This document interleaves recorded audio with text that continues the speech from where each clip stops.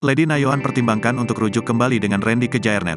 Lady Nayoan menyampaikan hal tersebut lewat video call dalam acara Pagi-Pagi Ambyar, Senin, tanggal 24 Juli tahun 2023. Lady Nayoan menyadari perceraian akan membawa dampak bagi anak-anaknya.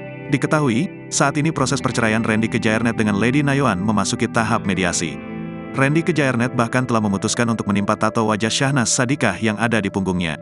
Hal tersebut dilakukan Randy ke Giantnet sebagai bukti akan penyesalannya yang sudah mengkhianati cinta Lady Nayoan. Ditanya soal peluang rujuk dengan Randy ke Giantnet, Lady Nayoan mengaku tak punya jawaban pasti. Diakui Lady saat putuskan gugat cerai Randy ke Giantnet, dirinya dalam keadaan emosi. Seiring berjalannya waktu, rupanya Randy mulai berubah jadi lebih baik. Lady yang semula kekeh ingin bercerai seolah mulai goyah. Diakui Lady, kini ia semakin mendekatkan diri pada Tuhan Yang Maha Esa untuk mendapatkan petunjuk. Terlebih 9 tahun menikah dengan Randy, dirinya telah dikaruniai 3 orang anak. Lady selalu ingat jika keputusannya kelak bukan hanya untuk dia, tapi juga untuk ketiga anaknya. Selain itu, pihak keluarganya dan keluarga Randy juga berharap mereka bisa mempertahankan bahtera rumah tangga yang sudah dibangun.